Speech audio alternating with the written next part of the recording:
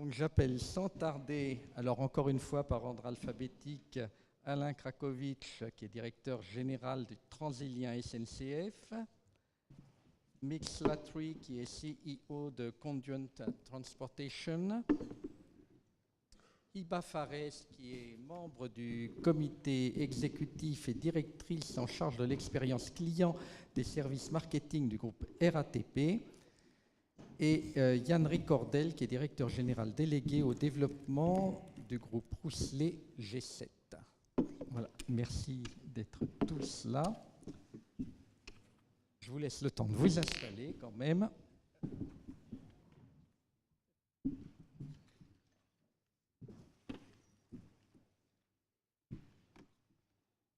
Prendre vos petites fiches, boire un verre d'eau, puisqu'il n'y a pas eu de récréation. C'est toujours... C'est vrai que c'est plus intéressant, vous venez pour discuter, apprendre des choses, c'est toujours plus intéressant de consacrer davantage de temps au débat. Tout d'abord, je vais vous poser la même question à chacun d'entre vous. Donc j'attends des réponses assez courtes quand même.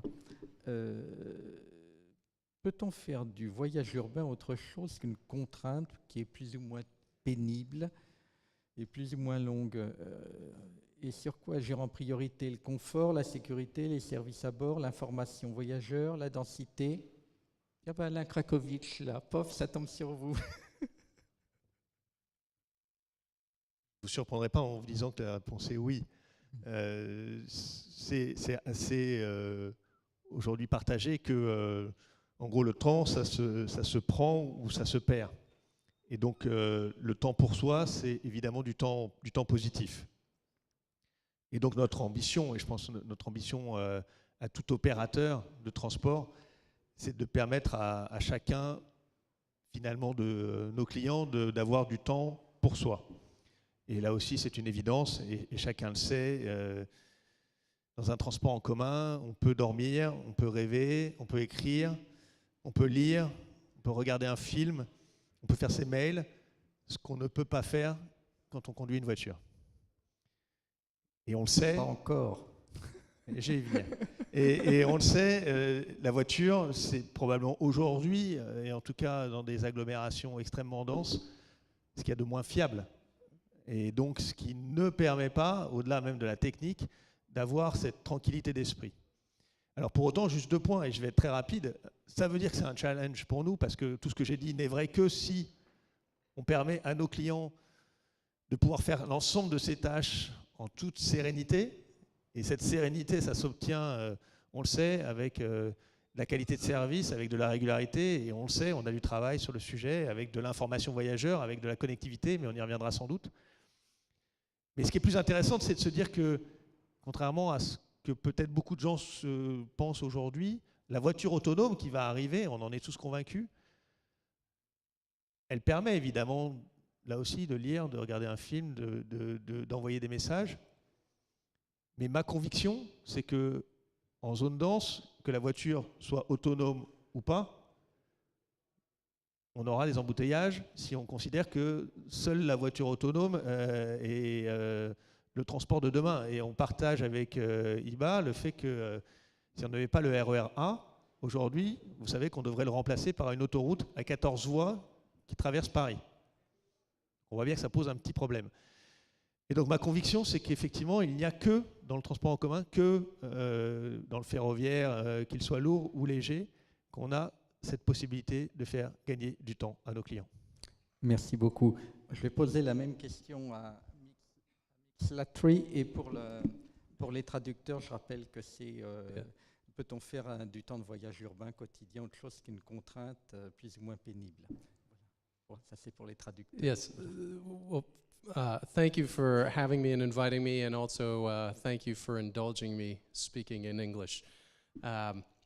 I bring perhaps a slightly broader perspective working with clients around the globe. And I absolutely agree with my colleague that yes, we can solve these problems.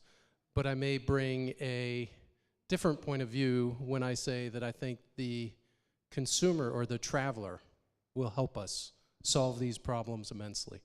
Because one of the things that I've heard from my clients is different travelers have different expectations.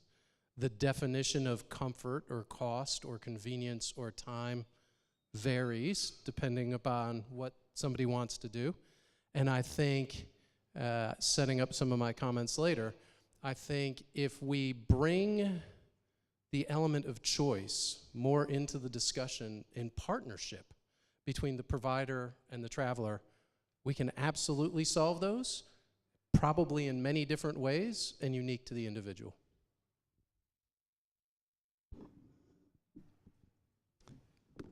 Iba Fares, c'est à vous. C'est ce qui me semblait. Bonjour à tous. Donc je m'inscris complètement dans ce qui a été dit. Effectivement, le temps passé dans les transports aujourd'hui, un temps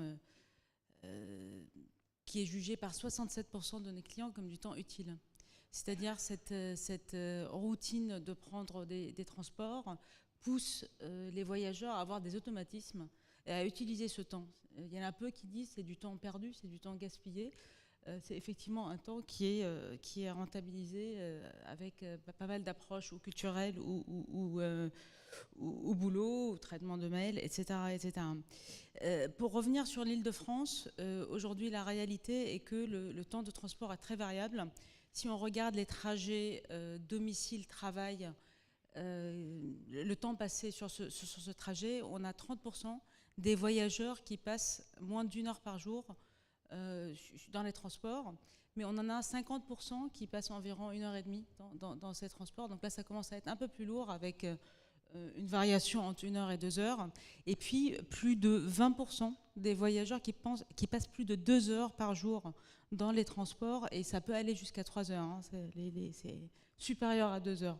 Donc on voit que la perception de ce temps passé est très très différente en fonction de ce temps qui est consacré. Hein.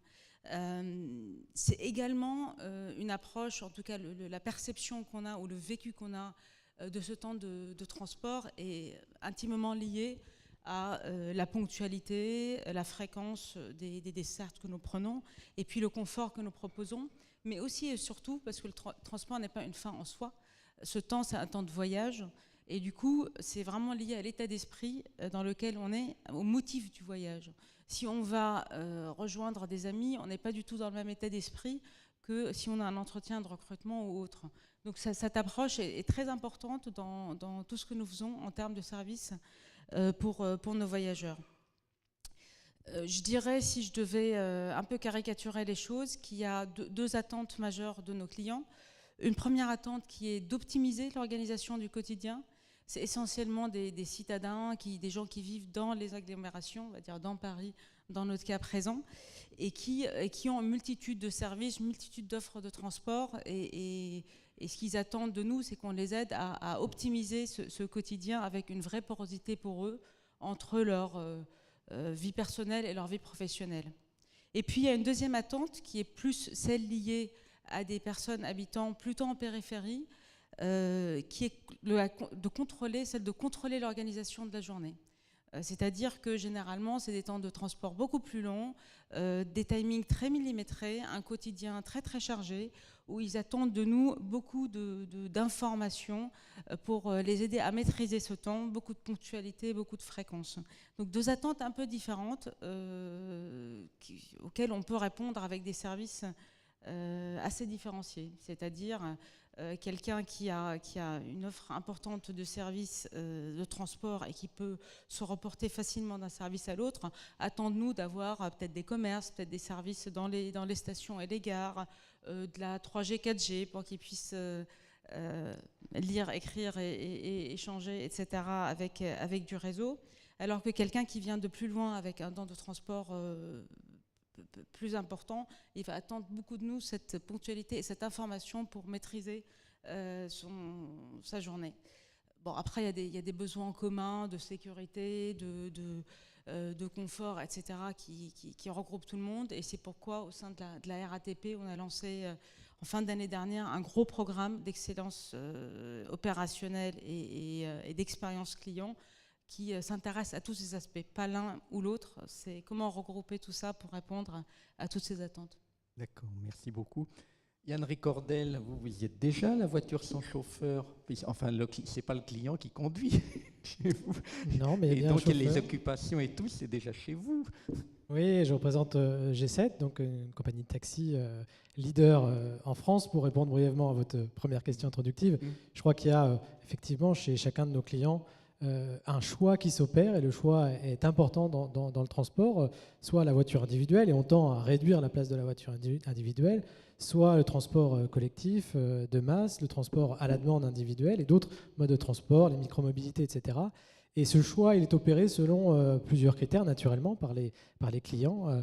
Un rapport entre le coût, l'efficacité du transport et l'efficacité ou la valeur et la qualité du temps passé pendant ce transport. Et je crois que c'est essentiel et c'est peut-être un travail de fond pour l'avenir et améliorer l'offre de services, de la multimodalité, que de travailler fondamentalement sur la qualité de ce temps passé dans les transports. Évidemment, pour G7, on est une plateforme de taxi, 9000 chauffeurs de taxi affiliés à Paris, 4000 en province. La qualité de ce temps est clé. C'est un sujet qu'on travaille plus que d'autres. Et ça repose pour nous, en ce qui concerne notre métier, sur deux piliers. Le premier, c'est la fiabilité du temps avant la commande, déjà de savoir combien de temps on va attendre, d'avoir le temps le plus court possible, avec le maillage le plus fort possible. Donc avec nos 9000 chauffeurs, on promet un temps d'attente moyen de moins de 5 minutes, et c'est un enjeu essentiel de cette qualité perçue du temps consacré au transport, le temps d'attente. Et ensuite, c'est le confort de l'expérience. C'est en quoi G7 n'est pas un transport d'un point A à un point B, c'est le choix d'un G7 pour pouvoir bénéficier d'un confort à part entière. Donc, on a travaillé ces dernières années pour rehausser le confort et l'expérience client en choisissant un G7, avec une approche qui est assez simple, c'est celle de segmenter notre offre avec différents niveaux de service, jusqu'à un service le plus premium, ce qu'on appelle le club affaires premium.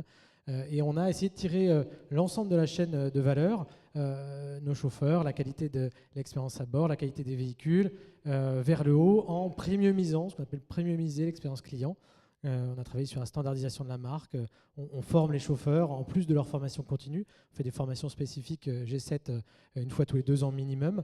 Et puis, on apporte des services embarqués. Par exemple, on a déployé le Wi-Fi à bord de tous nos véhicules pour que, effectivement, on crée de la valeur pendant cette expérience de transport qui va bien au-delà donc du trajet du point A au point B.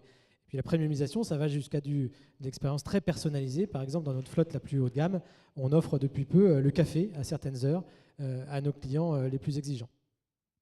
Bon, attention à ce que les coussins restent propres, alors.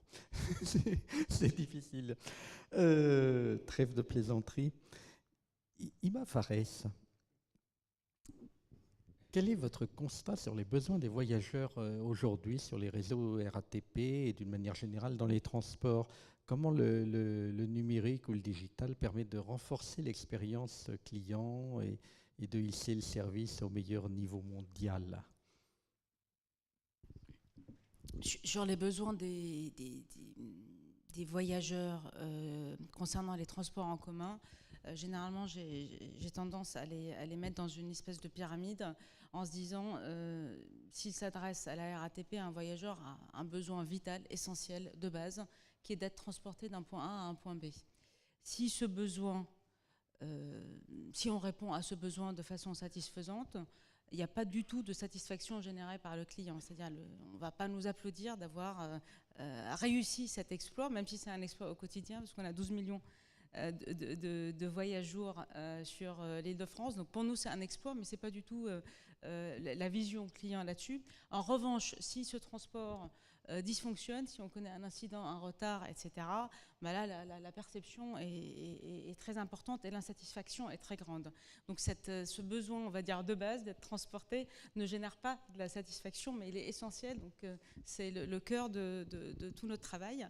Et ensuite, juste autour de ce besoin, et en lien avec mon intervention précédente, il y a toute la partie information, c'est-à-dire comment on pousse l'information sur le trafic, le retard, les arrivées, les horaires du transport, donc ce qu'on appelle l'information voyageur, et puis toute une panoplie de sujets qui tournent autour de la sécurité, de la relation de service, être bien accueilli dans des espaces propres, être bien informé. Voilà, c'est des besoins qui sont, on va dire, de base.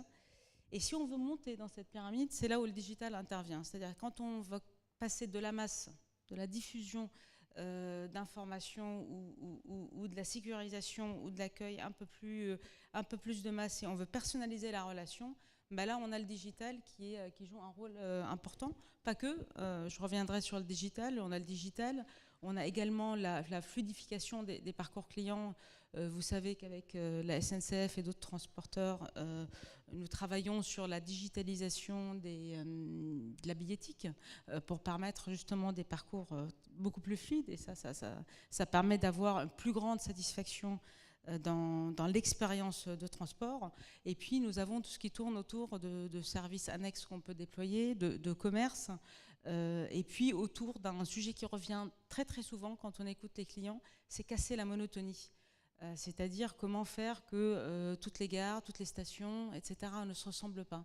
Et donc pour cela, par exemple, dans nos rénovations actuelles, notamment celles qui ont lieu sur le RER A, qui ont commencé avec Châtelet-Léal, qui se poursuivent actuellement sur Aubert, on personnalise, on donne une identité différente à ces gares qui sont des gros hubs de mobilité en Ile-de-France pour que le voyage soit varié.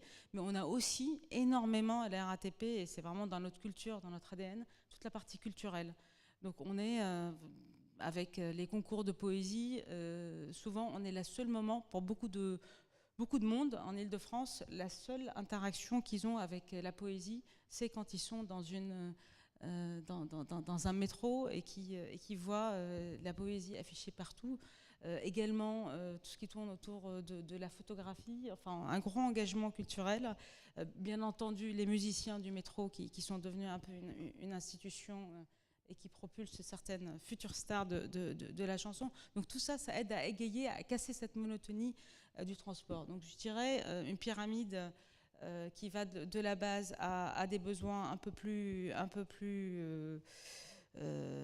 évoluer. Et puis, par rapport à ça, donc le rôle du digital, dans notre vision, on ne le dissocie pas du tout du reste. C'est-à-dire, on ne travaille pas le digital, on travaille le parcours client. Le parcours client étant à la fois du physique, de l'humain, du digital, des espaces. Et le plus important dans tout ça, c'est qu'il y a une continuité. C'est-à-dire, la personnalisation, elle se passe vis-à-vis du contact de nos 27 000, on a 27 000 agents, hommes et femmes de la RATP qui sont au quotidien au contact des clients. Donc c'est le premier canal de personnalisation, j'ai envie de dire, de la relation. Faut que ça soit fluide avec ce qu'on fait sur le digital. Il faut que ça soit cohérent, il faut que ça soit harmonieux, il faut que tout ça se parle. Donc voilà, moi je vois le digital comme un apport de personnalisation, et je le vois aussi comme une façon de préparer son voyage, de réduire son incertitude, d'être informé, pour un touriste d'appréhender les transports dans une ville qu'il ne connaît pas. On le teste tous quand on a des visiteurs de l'étranger aujourd'hui avec tous les outils digitaux qu'ils ont à disposition. C'est beaucoup plus simple de se repérer, de naviguer, etc. Voilà, donc c'est un canal parmi tant d'autres, mais qui nous aide beaucoup. D'accord. Donc, vous donnez du mal pour que ça ne soit pas un environnement anxiogène et tout ça. Et alors, justement, vous avez répondu à cette question dans le Grand Paris. Vous devez accueillir des habitants, mais aussi des visiteurs, des touristes. Ces touristes, ils peuvent être français, européens, internationaux. Comment vous adaptez votre offre à tous ces profils? Parce qu'il faut que les gens repartent, ou arrivent déjà et repartent heureux. Je ne vais pas parler Enfin, ils peuvent arriver par différents modes. Oui, Nous, on oui. les transporte une Ah fois oui, qu'ils non, sont mais vous les une fois- transportez, une fois qu'ils sont là. j'allais dire, il faut qu'ils repartent heureux, mais avant de repartir, Voilà. il faut qu'ils soient arrivés à destination. Voilà. Non, sur le tourisme en Île-de-France, vous savez qu'on est une des régions les plus visitées, on va dire, du monde. Aujourd'hui, on accueille 48 millions de touristes, dont 40% d'internationaux et 60% de Français. Du coup, forcément, c'est dans notre ADN de travailler sur ces touristes, leur accueil, les services qu'on peut leur proposer et comment faciliter leur vie. Alors, vous me raconterez tout à l'heure votre expérience si vous avez pris les transports. I have my multi-day card, zone 1 through 5. Ah. I've been on metros, RER. So yes, I'm a international tourist using your services. Bon, bah, super. Bon point. J'espère que vous utilisez G7 après. Donc sur l'offre touristique, on a une grande partie d'offres donc via les outils digitaux, j'en parlais. Donc on a par exemple notre site internet qui est traduit en 10 langues. On a une application qui est dédiée pour les touristes. On a également...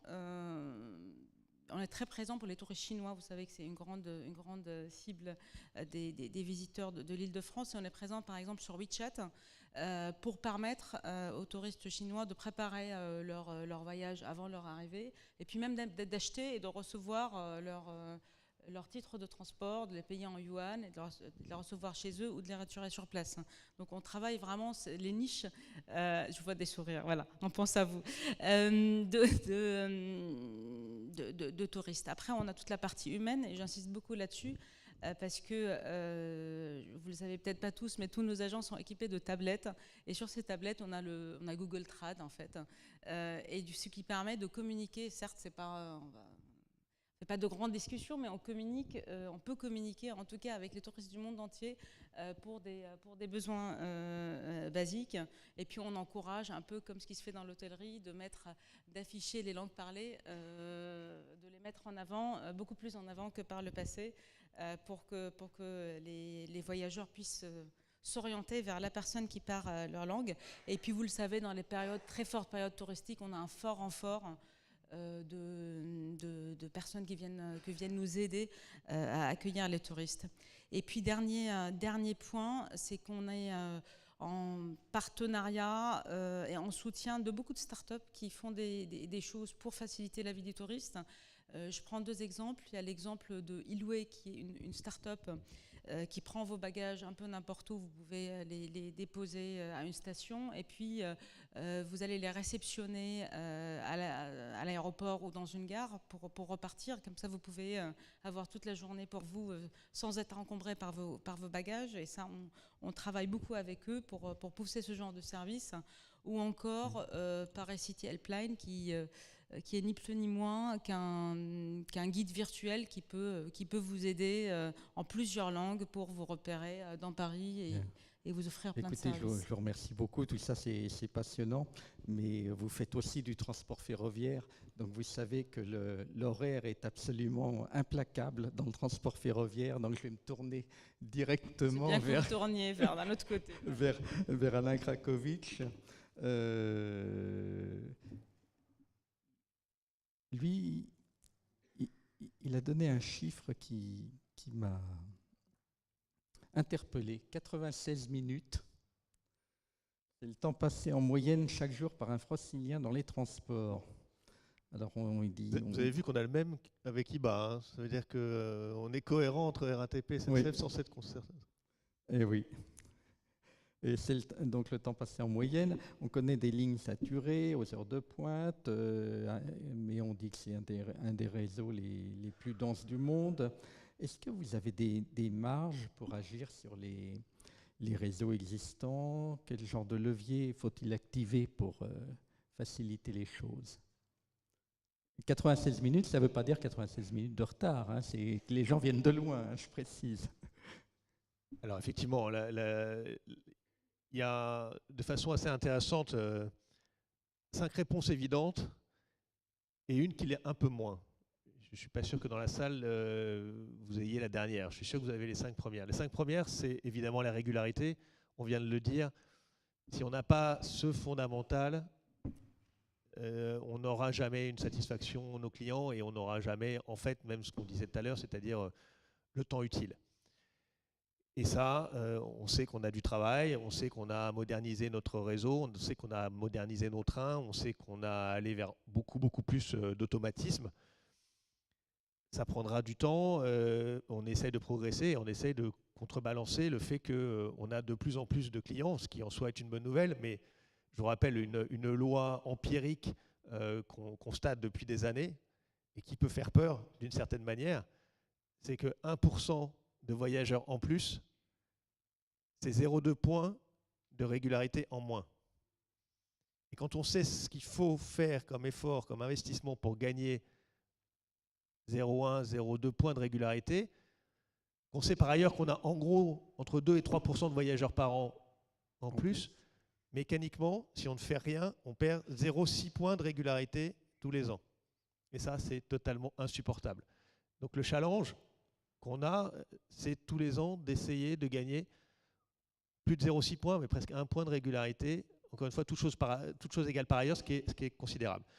Ponctualité. Évidemment, information voyageur, e-Baladi, c'est là aussi une priorité absolue et elle se transforme, elle est de plus en plus digitale, elle nécessite d'être de plus en plus personnalisée, réactive, en capacité de pouvoir donner un itinéraire alternatif.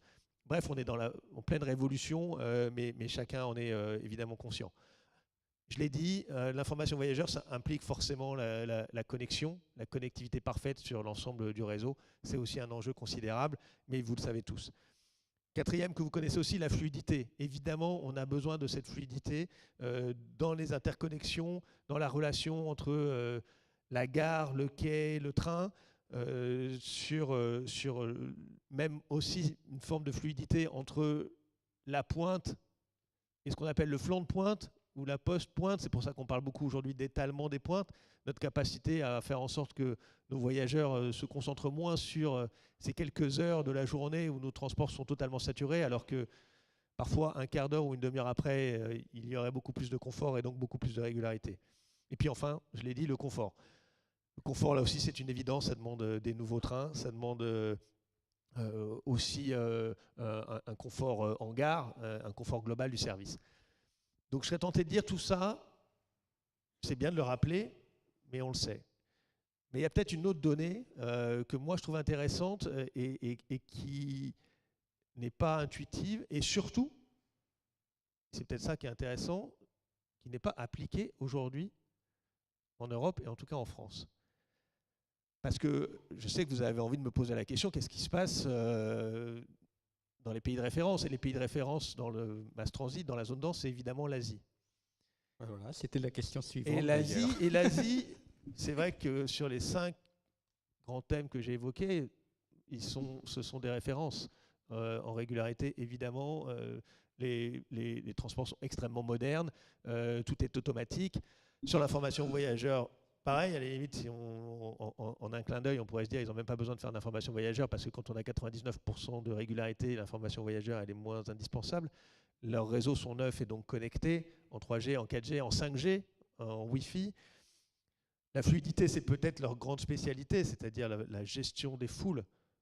Qu'on a, heureusement, nous, pas encore à faire autant qu'eux, mais ils ont une vraie science. Ouais, mais pas que les pousseurs, ils ont une vraie science pour arriver à ce que le trajet soit totalement fluide de la sortie de la gare, le quai et le train. Et puis le confort quand c'est possible. Mais encore une fois, et j'arrête mon teasing, il y a une particularité que eux prônent et que nous, on ne prône pas encore complètement aujourd'hui, c'est que quand on va en Asie, quand on va dans un centre opérationnel en Asie, l'ensemble des données que sont l'infrastructure, la gare et le train sont dans la même main. Et ça, aujourd'hui, c'est vrai à la RATP, et je pense que la RATP s'en félicite, mais on a un risque qu'en Europe, on n'aille pas complètement dans ce sens-là. Et c'est quand même intéressant de se dire que, en tout cas en zone dense, il n'y a pas un réseau au monde, à part en Europe, il n'y a pas un réseau en Asie, il n'y a pas un réseau en Amérique, où il y a dans la même main ces trois gestions que sont l'infrastructure, le train et la gare.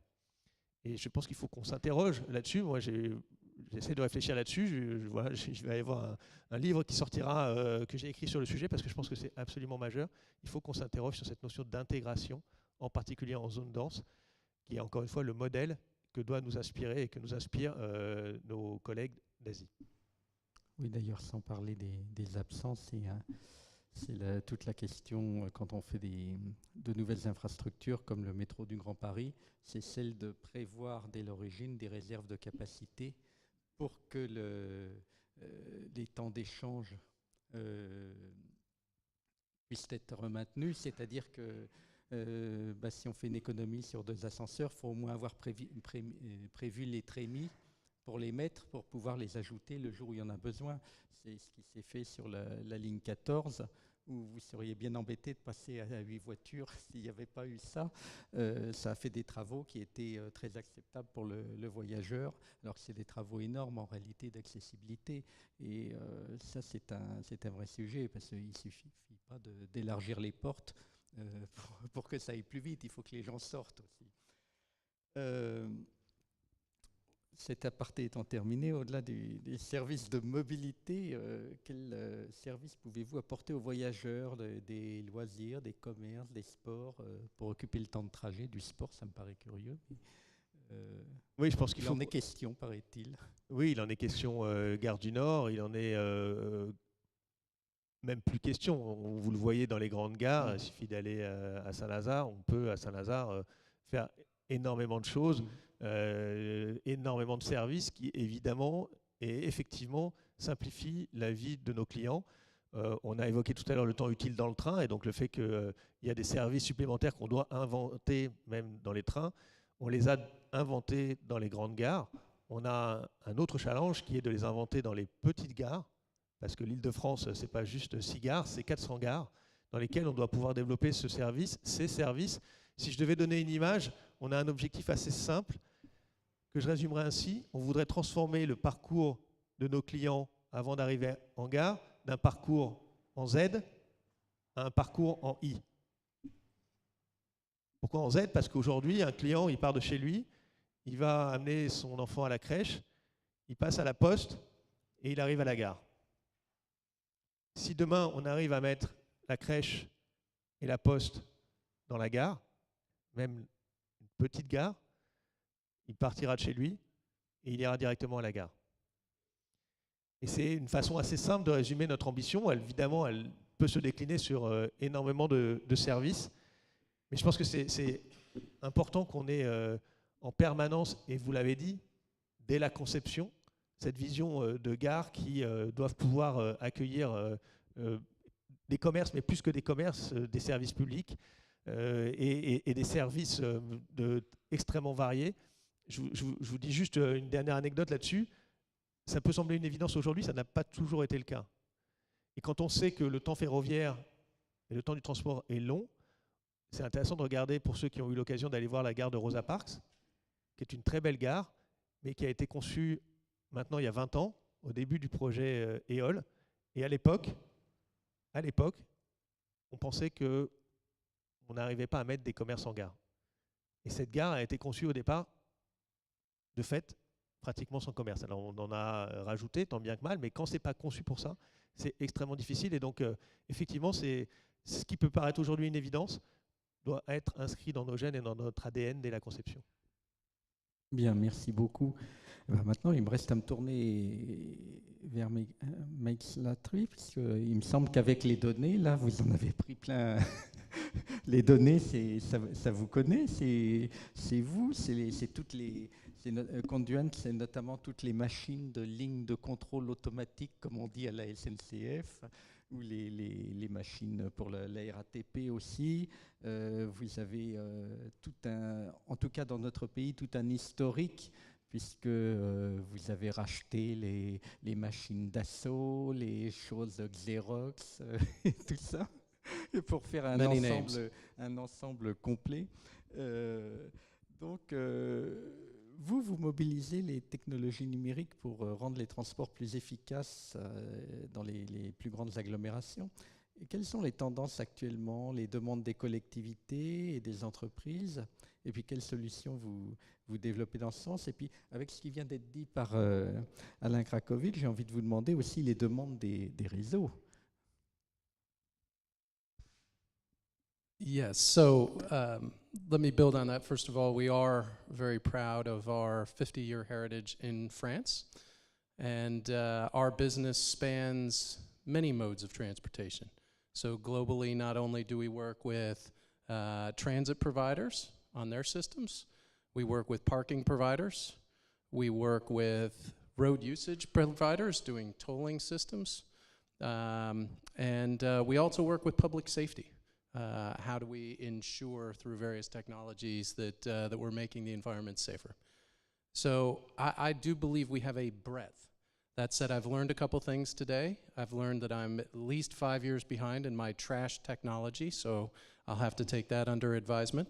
And I'm also relatively new to this business, so I come from a data world. I come from a technology world. And I do believe, to your point, I do think data is going to be at the heart of solving this problem. We've listened to some colleagues today talk about space and planning and financing. Infrastructure has big challenges. It moves slow, it takes a lot of money, and we have to stay focused on it. But my hypothesis is that things will get slightly more challenging before they get better. I do think the world of autonomous is going to add even a whole new set of things. But when I look at the needs, if I'm a transit provider, I'm focused on safety, I'm focused on reliability, I'm focused on my cost because I have a lot of cost. And then obviously the customer experience, because your customer, we've just listened to it, it's a huge focus for you. If I look at it from the consumer perspective, we've done some research. Ours was a little more dated, though. We were certainly directionally correct. I'm glad to see the times have actually gone up, but we'll work on that. The number one thing that we saw was comfort. And to Jan's point, and I will get in one of your cabs before I leave, I promise, people make choices based on comfort. And ironically, they are poor choices. They're poor choices for sustainability because the most sustainable mechanisms are large mass transit, typically rail. I mean, we can show the facts that that is the most efficient, but people still choose their own cars. They're better off choosing microtransit, which helps a little bit, and then they acknowledge 70% of the time they experience their own delays because of unpredictability. So if we can bring this all together and it was interesting listening to some of the speakers earlier, because the model that I believe in is we need to bring three parts together. The journey is from point A to point B, and it will involve all kinds of elements. I might drive my own vehicle. Parking is a big issue with congestion and with transit. We add more cars to the road because we don't know where parking spots are. It causes more conflict. So if we can bring the personal use, the parking, the microtransit, and the transit together, that is when we can start influencing customer behavior. Influencing behavior, some of my colleagues will tell me that sounds poor. It doesn't sound right.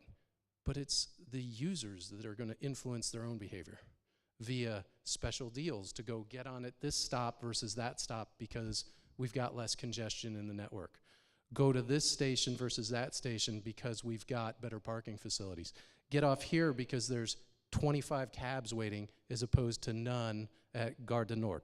So, or hop on a scooter. Scooters are introduce a whole new chaos to the system that's somewhat helpful but also very chaotic. And so bringing all that together from a consumer perspective with offers and enticements that help solve some of your reliability, and some of it may be economic, some of it may be in other ways, but I think that is where we're spending a lot of time. We're spending a lot of time, and it all relies on Alain's point, the data. If you can't assemble a holistic view of the data, it's impossible to present those choices to the consumer. And so I think I have not read your book. I will go look for your book, but I absolutely subscribe to that notion that data is super important. And then the customers will choose which services they want to use more often than not. And it may vary day by day, and it may vary location by location, weekend versus during the week. That's customer choice. But I do think that will help us. Et alors, comment est-ce qu'on peut avoir l'information la plus à jour possible? Comment on peut avoir ça très à jour? So we are doing things today. Luckily, we have a number of great transit agencies around the globe that give us the pleasure to work with them. We are doing things to help them advance their strategies. We are working with public data entities to pull some data where it's possible. And one of the best sources of data, I don't know how popular it is here, though I did a scan, and apparently Waze is still a very popularly downloaded app. Users provide some of the best data there is. And so if we can harness actual user data, couple it with the data that we have and bring it together. And those are some of the areas that we're spending our time on. So I think it's a mindset that says, and this would be my one big point, if we all have a common shared goal that says we know infrastructure and space is scarce, we know it takes time to solve things with infrastructure, but if we all work together, the users, the providers, regulators, if we all work together, we can solve this. If we have that mindset, then I think we can find the data, get the user-generated data, and address the other problems. And hopefully, we may find a little role to play in all of making that happen. Oui, la difficulté, c'est d'arriver et de marier tout ça avec la géolocalisation de Google, le passage dans la gare, après ça, la RATP pour la correspondance et tout ça, c'est... Et que les clients aient envie de donner toutes ces infos, parce qu'on a RGPD, Ils ne le etc., savent pas tous, d'ailleurs. Ah, bon, ce serait bien qu'ils le sachent un peu plus. Je sais que c'est un gros sujet chez nous. Yann Ricordel, comment est-ce qu'on peut réinventer l'expérience du taxi? Quelles sont les innovations déployées? Vous en avez parlé un petit peu tout à l'heure dans le propos, mais vous avez d'autres choses pour compléter ou Oui, il y a de l'innovation dans le service, effectivement, j'en ai un peu parlé, mais l'innovation, elle se passe dans toute la chaîne de l'expérience, avant, pendant et après, évidemment, le trajet. Je crois qu'il y a eu une rupture. Nous, on a connecté nos véhicules, on connectait nos véhicules depuis les années 90, on les géolocalisait, mais on gardait la donnée pour nous, on savait où se trouvaient les véhicules, on a créé des algorithmes, et puis il y a eu la transformation numérique, et c'est ça qui est nouveau, qui nous permet d'accélérer sur l'innovation, c'est-à-dire que chacun d'entre nous, nous sommes connectés, et nous pouvons récolter des informations, comme les transmettre si évidemment on le souhaite. Ce qui fait qu'on a pu enrichir les données qu'on avait pour nous, on a pu aussi les transmettre aux clients, et avec votre application mobile G7, vous savez maintenant, et ça devient un usage commun, où se trouvent les taxis, quand il approche, vous connaissez exactement quel est le délai, et ça c'est nouveau parce que quand on a une information, on parlait de l'information voyageur, si le voyageur on le perd dans un environnement public, on peut plus difficilement lui transmettre cette information que s'il a sur lui un élément, en l'occurrence un smartphone, pour avoir cette donnée en temps réel. Donc on a amélioré évidemment l'expérience client avec l'innovation de la communication en temps réel de la donnée. Après la course, ce même client peut raisonnablement, systématiquement évaluer la prestation et nous permettre d'élever la qualité. Donc en ce moment, on est à 4,7 sur 5 de moyenne. On s'en félicite, et ça participe de la qualité du temps passé. Et puis, il y a l'expérience de paiement. On n'a pas beaucoup parlé de l'expérience de paiement parce que je crois que le transport public est très avancé sur ces sujets-là en matière d'intégration des paiements, les abonnements, etc., ce qui est moins dans le transport individuel. Donc nous, on a intégré des outils de paiement automatisés pour permettre à tout à chacun de prendre son G7 sans avoir à payer à bord. Mais au-delà de le commander et de le payer, il y a une innovation qu'on a introduite il y a quelques temps, c'est que vous pouvez héler un G7 dans la rue et le payer aussi avec votre application, sans avoir à le commander. Donc c'est dans toute la chaîne du process, avant la commande, dans l'information voyageur, l'expérience à bord, on a parlé du café, du Wi-Fi, on offre d'autres services, par exemple de la lecture à bord, et on travaille sur l'habitacle et le confort à bord jusqu'à la fin de la course, le paiement automatisé et la capacité d'évaluer la prestation. Mais vous n'en êtes pas encore à pouvoir vous connecter au système informatique de mes voisins ferroviaires qui disent bon ben là il y a un TGV qui arrive à cette heure-là, Si, on a les informations en temps réel, tout à fait. Ou un train de banlieue qui va faire la suite. Si je veux aller au plateau de Saclay, à la communauté d'agglomération de Saclay, bon ben on peut y aller en transport en commun, mais il reste quand même un petit peu de distance à faire, quoi. Le niveau d'intégration des données n'est pas toujours le même, mais la capacité existe. Sur les données de déplacement longue distance, on les exploite en temps réel. Les retards de train, d'avion, etc., on décale tout notre planning de réservation quand il est automatique. En tout cas, quand on a une réservation à l'avance d'un client, les données sont naturellement disponibles et peuvent être partagées. Voilà. Aujourd'hui, on peut commander son G7 sur un Citymapper qui compare différentes offres. Tout ça, c'est tout à fait possible technologiquement. Après, c'est des questions d'intégration qui se font au fil de l'eau. Et voilà. C'est sorti de l'entreprise. Avant, vous aviez la connaissance de ces choses-là intrinsèques. Ça reposait sur des chefs d'exploitation ou des choses comme ça qui connaissaient parfaitement leur terrain et qui connaissaient parfaitement leurs chauffeurs, ils connaissaient leurs habitudes et ils pouvaient faire des prévisions comme ça, mais ils avaient ça dans la tête et c'était difficile à transmettre. Et là, vous avez réussi à l'externaliser, je dirais, Alors, pour le client directement. On a gardé le savoir-faire, l'expérience. On a des collaborateurs de longue date qui connaissent et les chauffeurs et les attentes des clients. Et en même temps, on enrichit tout ça d'expérience, des données, puisque une donnée en temps réel d'un retard de train, on ne peut pas mieux faire que d'avoir la donnée de la SNCF qui est disponible pour pouvoir modifier notre planning de réservation. Et alors, vous n'êtes pas qu'en région parisienne. Est-ce qu'on peut dire aussi un mot de l'expérience que vous avez acquise à l'international? Qu'est-ce que vous en tirez au point de vue solution? Voilà, qu'est-ce que ça apporte? Alors, on a effectivement créé une plateforme, un hub, pour pouvoir connecter l'ensemble des plateformes de taxi au niveau européen qui s'appelle ICAB et qu'on a intégré aussi dans notre environnement G7.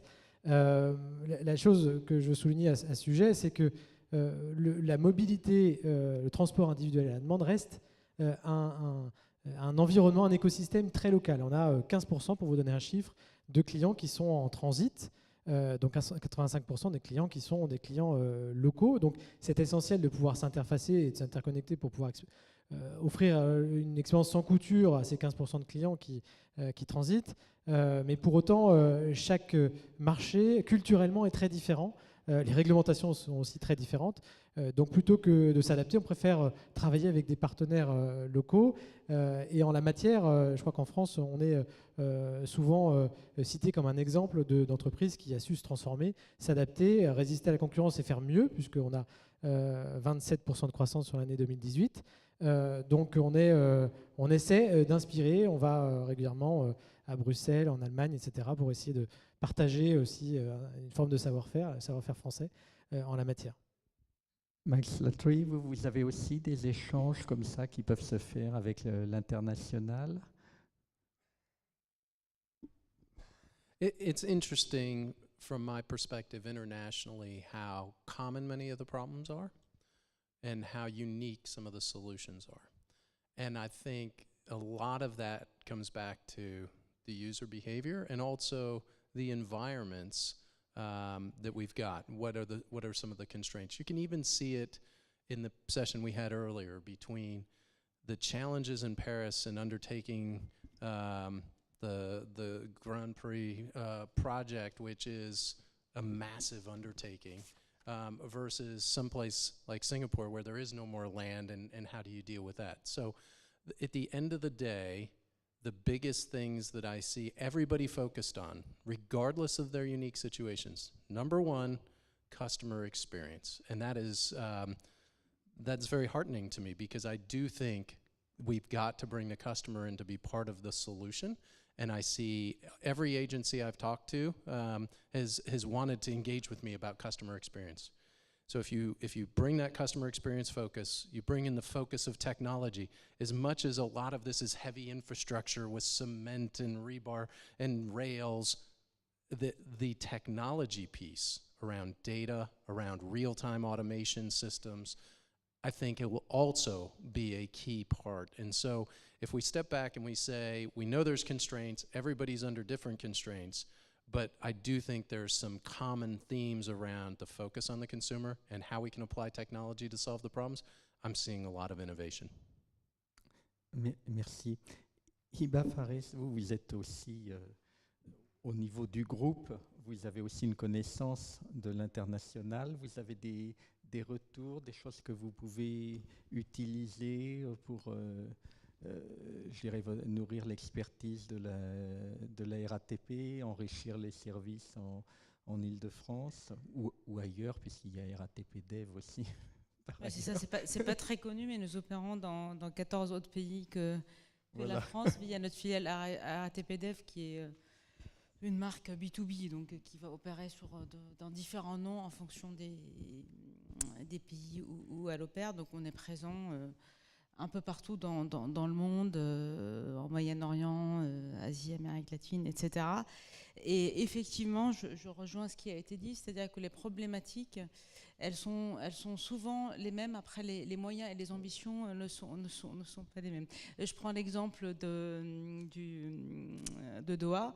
Les projets aujourd'hui d'infrastructures, de gares et de transport qu'il y a là-bas, ne sont pas du tout les mêmes que ce que nous investissons, parce que nous pouvons nous permettre en tout cas d'investir sur l'Île-de-France. Donc effectivement, là pour le coup, on a peu de choses à apprendre, si ce n'est de constater l'écart de moyens qui sont mis sur la table. Mais à ces différences mises à part, on a toujours ces sujets d'offrir une expérience fluide, de data, de se dire comment je peux travailler sur le MaaS, Mobility as a Service, donc comment je peux avoir le taxi, puis le transport, puis etc.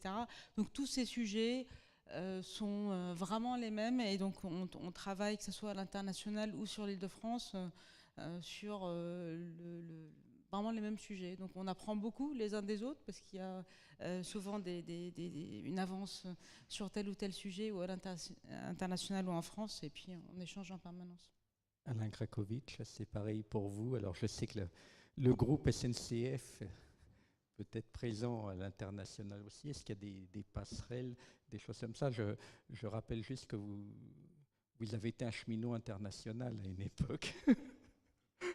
Oui, alors effectivement, le groupe SNCF, c'est plus de 100 pays, en fait. Hein, on le sait pas assez, mais la moitié de notre chiffre d'affaires est en fait à l'international. Donc c'est vrai qu'on a beaucoup de choses à apprendre, mais ça ne se fait pas comme ça. C'est pas parce qu'on a Keolis, c'est pas parce qu'on a Geodis, et je pense que de la même manière que pour RATP, c'est pas parce qu'il y a RATP Dev que ce que vous disiez sur le fait qu'on a des problématiques communes et souvent des solutions uniques, et ben, ce transfert de compétences il se réalise. Et donc on a essayé de durcir un peu ce transfert de compétences, je dirais, en créant la Mass Transit Academy, qui est une structure qui est pour nous fondamentale, parce qu'elle permet à la fois sur des sujets de formation, sur des sujets d'expertise, de knowledge management, mais aussi d'innovation ou de mise en réseau d'un certain nombre d'experts, et ben justement de pouvoir partager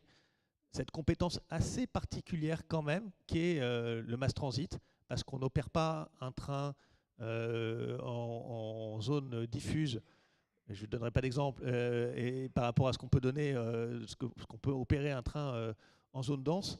Et par contre, cette zone dense, effectivement, on la retrouve un peu partout dans le monde, puisqu'il y a 550 agglomérations dans le monde de plus d'1 million d'habitants qui ont un chemin de fer, et donc un ferroviaire lourd qui peut servir à faire ce fameux Mass Transit. C'est pour ça qu'on a créé cette Mass Transit Academy. Bien, bah écoutez, je vous remercie. Yann Ricordel, un mot de conclusion ou... Non, on a beaucoup parlé de. Enfin, on a parlé dans d'autres tables rondes de la voiture autonome, mais je crois que c'est un sujet d'avenir aussi si on veut construire la mobilité inclusive, celle qui permet d'assurer la mobilité pour tous. Et nous, c'est des sujets évidemment qui nous occupent et qui nous préoccupent. Et je crois qu'on a intérêt au niveau de la filière française, européenne, à travailler de concert pour pouvoir balancer des expérimentations qui soient aussi inclusives pour l'aspect social. Et nous, on pense beaucoup aux chauffeurs. On a une vision qui est qu'il y aura différents segments dans cette mobilité d'avenir avec de plus en plus d'autonomisation, que le chauffeur aura sa place comme chauffeur. On parle d'un chauffeur augmenté qui offrira peut-être d'autres services, et tout ça, on a intérêt à le construire rapidement maintenant avec l'ensemble des acteurs, et c'est ce sur quoi on est engagé également. Bien, eh bien écoutez, il me reste à vous remercier tous. Nous terminons à l'heure ferroviaire. C'est parfait. Merci à tous d'avoir été raisonnables comme ça. Et maintenant, nous allons imaginer la mobilité.